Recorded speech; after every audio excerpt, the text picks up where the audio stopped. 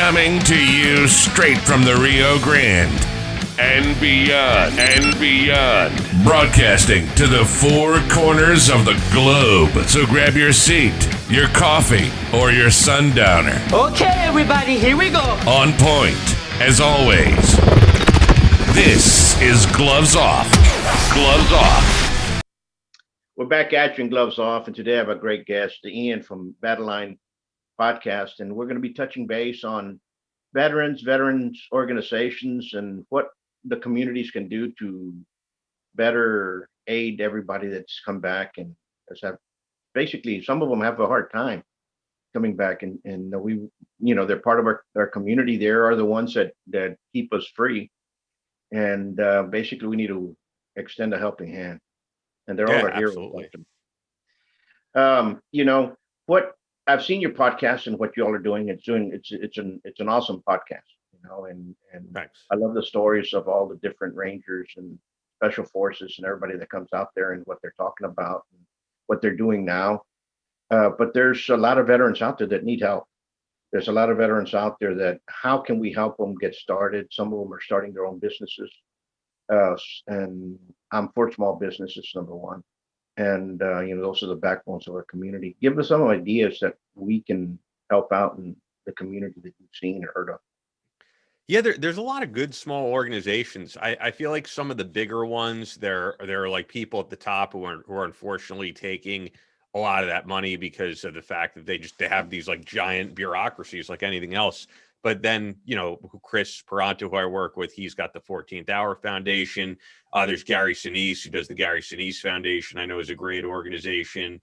There's I'm trying to think of all of them. Gallant Few, and Gallant Few is a really good one because Carl Monger is a former Army Ranger, and he gives out his personal phone number, and he says, "Hey, if you think you're going to do something harmful to yourself, just give me a call." And he's like, "I'd rather have to pick up my phone at 3 a.m. than hear about another veteran taking their own life." So yeah, I think a lot of the really small organizations are the ones doing like the great work out there to really help guys and stop this epidemic of veteran suicide or veterans who can't get jobs, all that type of stuff. It's huge. Absolutely, and it's something that it's dear to the heart, especially after the pandemic, after 2020. I saw many people go down that rabbit hole, and some of them we could save, and some of them we just couldn't. And you see them now. And how can I say, everybody's trying to build back. I hate to use that word, right? Build back, but we're all trying to build back in our own ways in our own communities. And I think that's what we all have to pay attention more so. Who's around us, and take care of our neighbors that are going under. Take care of our cousins or our friends that we had, and do some work that way. But later on, I want to get those links from you and those organizations, because we'll link them at the bottom of this on YouTube. So if anybody wants to look them up and search them, I think that's the best way. Yeah, and someone like Carl Monger would be great to get on. He'd be a great guest for you, and I'm sure he would Absolutely. Do it. And I can give you his info. He could definitely speak about it really in depth. But I do think with the whole country opened up again, I think we're going to see a reduction in that type of stuff, hopefully, because people need that outlet. They like to go out, whether it's to concerts, to gun ranges, to just do things that they enjoy, go hunting, go fishing, all of the stuff that they couldn't do for 2 years for some people. I mean, other places like Florida, of course, has been open most of this time. But I think now that people will have an outlet to enjoy themselves and do things with friends and family, hopefully we see a reduction in that type of stuff. Absolutely. We look for, I have a great friend down here in Laredo, Texas, and those that are in there, you can probably look her up on Facebook, and Mimi Winteroff, and she's working on something called Wreaths for America, across America. I think that's what the program is, and she's trying to raise some money for wreaths to place them on the tombs in the cemeteries, for our veterans' tombs. She's trying to get that goal set for September 20th. So here in Laredo, I know people know who she is. Yeah, that's a great organization to help out, because it's also giving back to those that are no longer with us. And brighten up somebody's day, in remembrance, they passed by. I think she's trying to shoot for September. But I think we need to get all those small organizations and all the people that are actually trying and push them out there forward for people to know that we're here, that we're here. You know, our hands are here and they're open to help anybody. Yeah, I think it means a lot to guys for sure.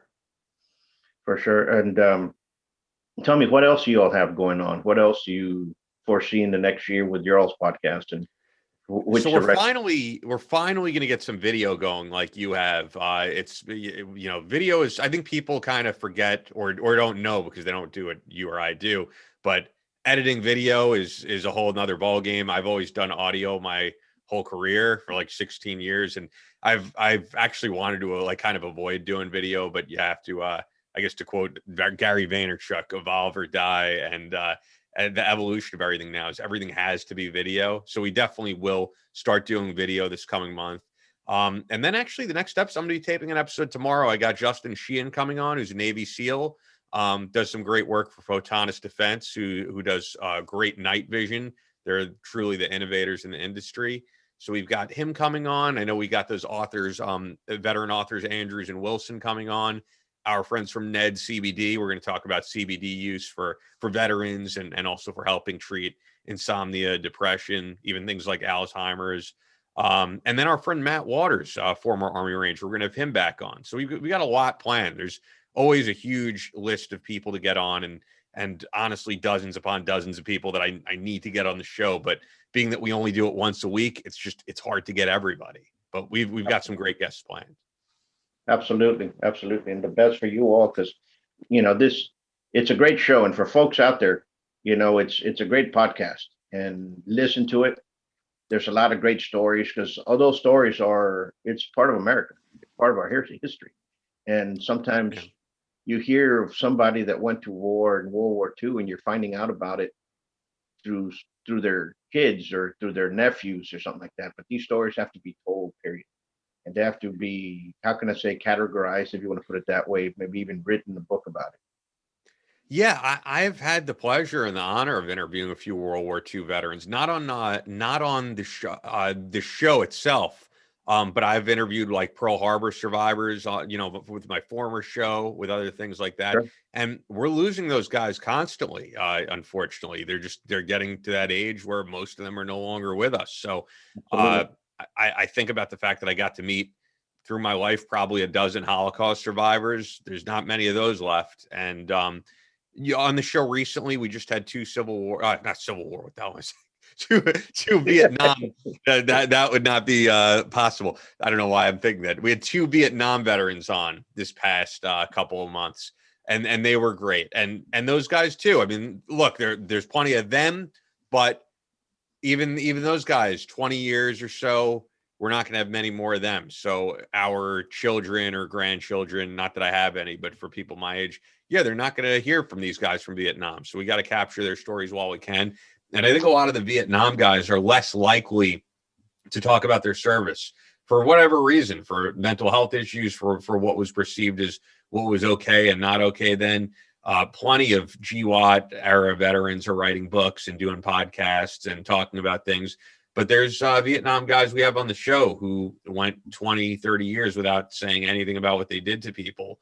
And we're losing those guys at a huge pace as well. So I think for some of them, it's therapeutic to be able to go on podcasts and be celebrated because they weren't celebrated when they first came back.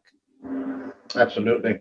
Absolutely. And everybody, we just have to, and I suggest this to folks out there, reach out to them. If you have some type of, I have a martial arts school, bring them in, have like a little sit down with everybody, let them talk with everybody in there. I think that's always the best way to get folks, I guess, back into the community for others and those that are growing, when I'm talking about kids and teenagers, for them to see what happened, for them to realize what goes on. We can't be putting them in a bubble anymore. We have to actually tell them this is what happens, and they're great individuals. They're part of they're our family, and we have to actually express that to everybody. And I guess that's the best way. Yeah, well, the last time you had me on, which I think was probably like 6 or something months ago. Sure. Yes. I was temporarily at my parents' house because the house I was living in got sold. that I was renting. So I moved here to Norwalk, Connecticut, and I'm going to be here for the next year. I don't know what I'm doing after that, but I just wanted to be here for a year. And especially actually this space is like good for podcasting. This is like the upstairs. It's the sound quality is good and everything. So it worked out. It's really quiet.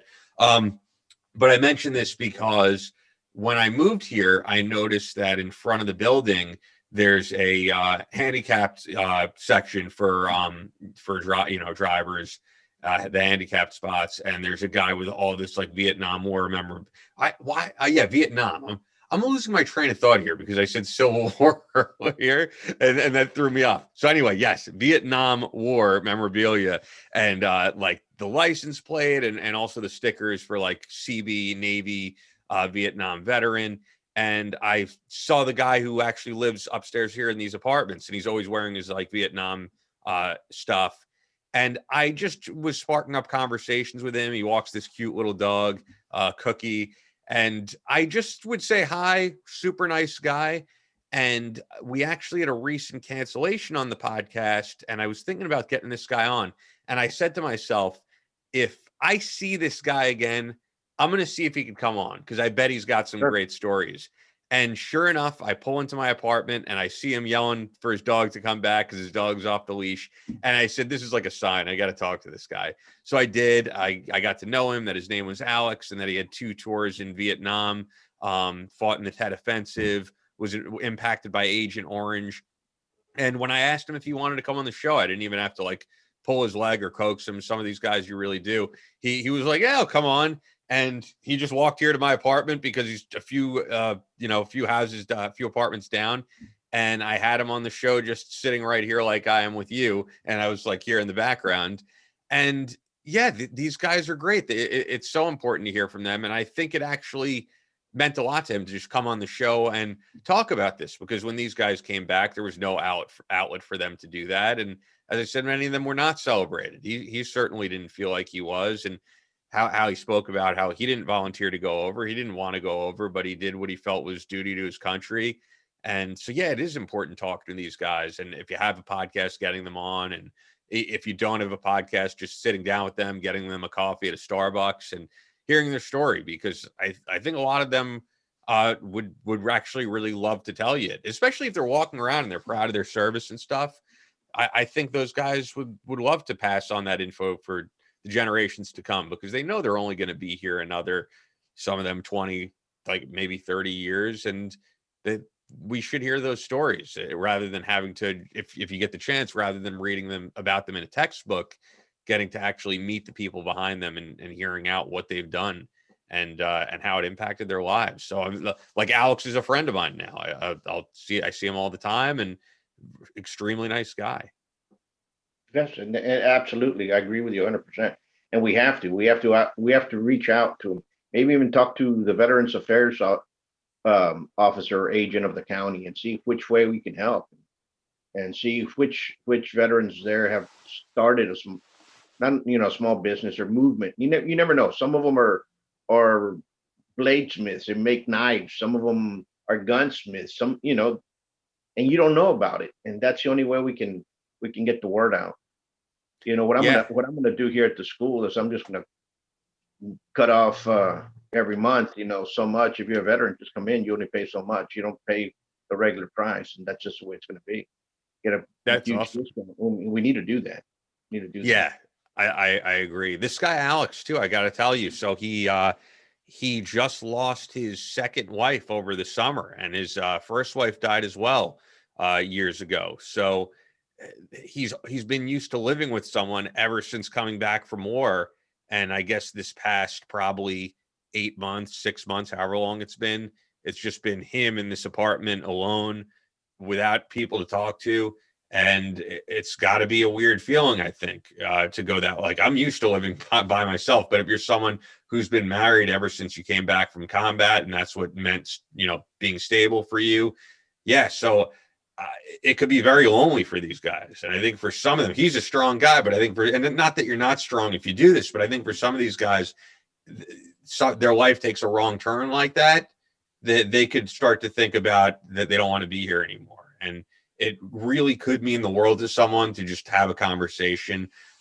Chris Peranto, I work with, has said before that when he was doing the media daily and he really was not enjoying it, it was not something he wanted to do. And that's why he cut back on it tremendously. It's why you don't see him on Fox News anymore. You don't see him on Newsmax. He just doesn't want to do it. It's not that he's not asked. He got really burnt out, and he was at an airport because he was doing a lot of traveling, as he still does. And someone at an airport said to him, like an older woman, said, "Hey, are you Tonto?" And he said he wasn't even in the mood to talk to this woman. He was like, "Yeah, I'm Tonto. Nice to meet you." And he didn't want to blow her off, but he just was not in the mood for it. And she said, "Oh, I've seen you on TV, and I just wanted to tell you, keep speaking your truth. Keep going out there and speaking your truth." And he said, honestly, in that moment, I felt very weak. I was honestly thinking about killing myself at the time. And he's like, this woman who I don't know, she doesn't know she had this impact on me. She made me second guess that and made me carry on. So just those small words of encouragement could really help someone out. Absolutely, absolutely. And and he has to, because he's one of our heroes, as many others, and he's still out there, and he has that courage enough to tell people exactly the truth, and the truth has to be told. Period. Yeah. And he Yeah. wanted to do something more like what you're doing, which is what we're doing, where it's not hyper partisan, where it's not about dividing the country, where it's not about hating Sure. everybody who doesn't agree with you, because he felt like he was doing more harm than good. And at the time, he's like, yeah, I felt the need to go out there and talk about what the government did and talk about that Barack Obama and Hillary Clinton abandoned us. And he's like, that was just telling the truth. But I don't want to be this guy who's political about every single thing. That's not me. Absolutely, Yeah, absolutely. and I completely understand that, and he felt like, yeah, this is not the direction I want to take, and I'm kind of the same way too, because I worked in political talk radio, and I was getting burnt out of that as well, and I said, yeah, I'd rather do a show that's about encouragement and about solutions and about doing, this segment that we're doing right now. This is about solutions that we can do to help veterans. It's not about talking about how angry we are at the people who are wrongdoing veterans, because we could do that all day, but it doesn't really do Absolutely, any good. absolutely. And this is what I realized during the pandemic, when everything was shut down, especially here in Texas, was both sides of the aisle, both the right and the left, they're the ones that shut our businesses down, Yeah. especially here, right? So I said, we, the community of Laredo, we, the citizens of Laredo, we Laredoans, the city of Laredo, not the municipality of Laredo, not the governing body of Laredo. We have to pick each other up. We have to get other small business owners and pick each other up and start moving forward, because there were so many that within those short months, businesses were closed. They were gone. They were not opening up again. And I remember I had my son and my daughter during the summertime, and they said, why? My daughter asked the question is, why are you so concerned with other people's businesses? And I go, because this is our community. They help us, and indirectly we help them. That's just the way it is. And we're just driving down one street, and McPherson, and I said, I want you to count how many businesses it says here for lease on this side. I told my daughter, and I want you to count on the other side. And by the time we ended up on this main drag, which is McPherson, there was 63 spaces. So I mean, Wow. there's 63 businesses that were no longer here. And if you still drive around them now, the vast majority are still for lease, you know. And so it put a damper. So the other ones that were there, I tell people, like the dance studios, the cheerleading clubs, the martial arts schools, the old mom and pop restaurants. Those are what kept our community alive. Okay, and how do I say that? We helped outweigh so many kids to go, get peer pressure and out of bullying syndrome and so on, so much stuff that we give them the confidence that they're now police officers and firemen and so on and so forth in the community, especially if you've been around for a while. And those restaurants are the ones that we used to enjoy taking our parents or our kids to, or what have you. And if they're no longer there, but there were always those small business owners were very quick to give a donation to their cheerleaders for their trip, or for the glee to go to their trip out of town, or when somebody passed on. Here there's a lot of steak plate sales to pay for funeral. They were the first ones that were helping everybody out. So we have to, embrace that and help them out. And I think that changed the plan here a little bit. They started paying more attention to businesses in that sense. Yeah, yeah, and as much as what we do is online with at least with this, we interview people online, we're able to do this from our home. Yeah, I'm not someone who wants to embrace this whole idea of us living entirely in the metaverse and not leaving our homes and everything is done online. Yeah, it's important to have community business and to have community that you could reach out to and talk to, and real life interaction is what's important. I really value that. I mean, my favorite thing to do in terms of what we do is being in studio with someone. Obviously, we can't, but if I'm ever there in Texas, I would love to meet in person. Or if you're ever here in New York or Connecticut, I mean, that's the way I love to do things for sure. Like, I'm really excited for May. I'm going to be going to Fort Scott, Kansas for the opening of the Fort Scott training facility. And I'm going to be there with Chris and the Fort Scott Munitions family. And yeah, that stuff's really important to me. I don't think everything should be done now through a computer and online. And I know, like, ironically, we're saying this while talking through Zoom, but not everything should be done this way. We need to have actual real life businesses that people can go into. And up until recently, I was part-time training people as a personal trainer, and I part-time, and I enjoyed it. It was a cool little side gig to do. I'm not doing it right now just because I'm doing a lot more with voiceover and with podcasts and writing and all that, so which is what I normally do. But when people are training people through Zoom like we are now, I mean, that doesn't do it for me. I want to actually be able to touch the people and give them an idea of what they're doing right, what they're doing wrong. And it's hard to do that through Zoom, through just communicating it. Sometimes you have to have that physical interaction when you're doing something very physical. So Absolutely.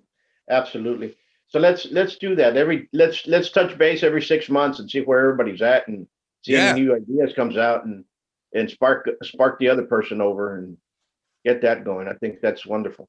Yeah, and I know you've been trying to get Chris on. Like I said, reach out to Jeremy. I'm sure he'll be able to set something up at least at some point. He just does a lot of speaking engagements. And I do have to apologize for the audience. They don't even know, but this has just been a hectic day in terms of, like, I'm doing voiceover gigs, and it took a little bit for us to get set up. So I was just like, all right, if we can't get this set up, I got other things I got to do. But I didn't want to sound like I was being short with you or anything, because I do value these conversations. I love coming on with you and talking about this stuff. So I don't want you to get the impression I don't. It was just, sometimes, like, these days get just stacked with more and more stuff. That's the thing about kind of like working for yourself, working from home.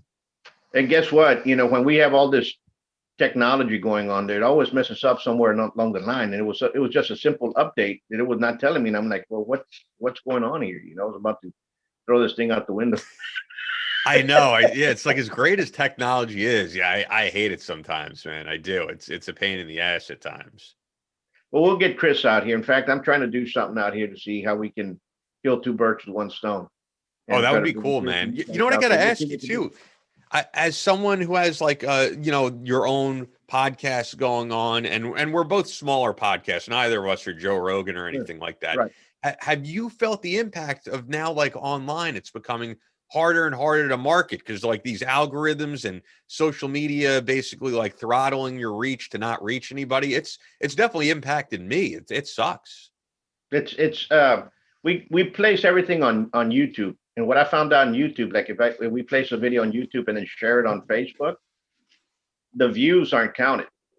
They're not counted whether they're viewed on Facebook or they're viewed on YouTube. It's just like in limbo. So you can have a video that was shared onto Facebook, for example, and people can watch it on both sides, and it's not going to count. It's not going to count either on YouTube or on Facebook. So you literally have to load up your video on Facebook for it to be viewed.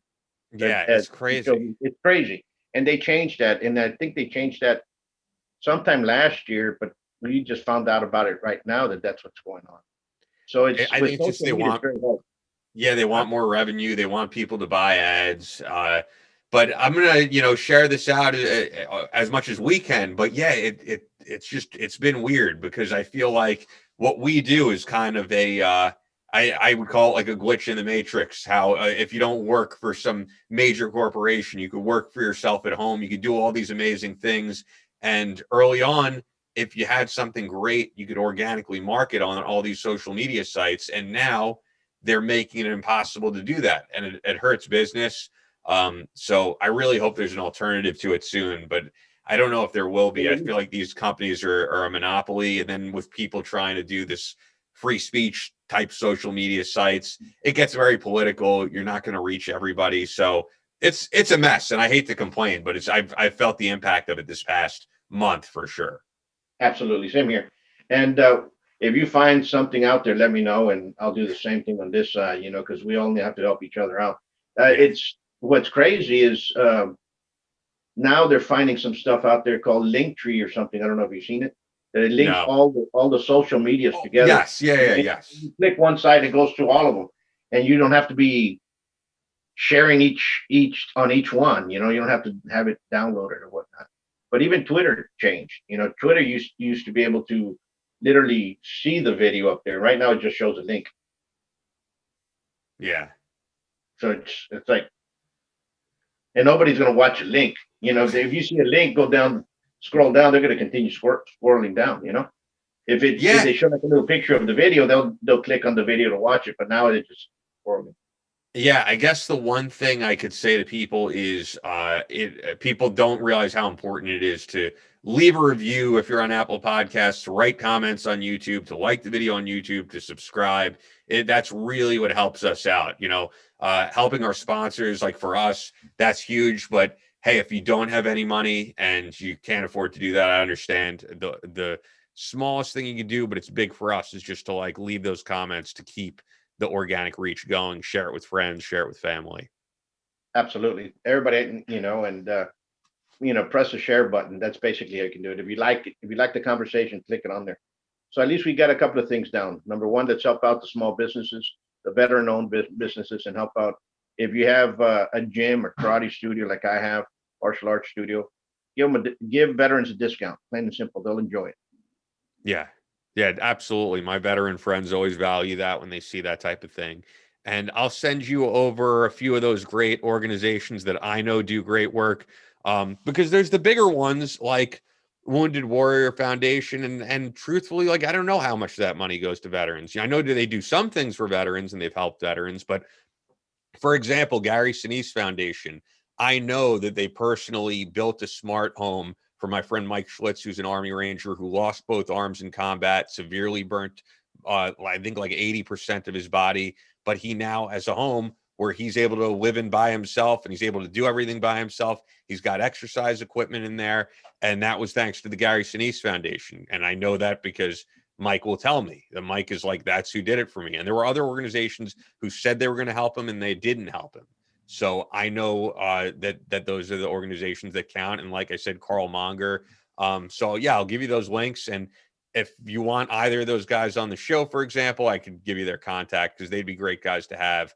Mike especially is inspiring because I think to lose both your arms in combat, to severely burn most of your body and still be out there positive and giving great speeches and working out every day, that's a true, not just patriot, but true inspiration to a guy like me. And it puts things into perspective.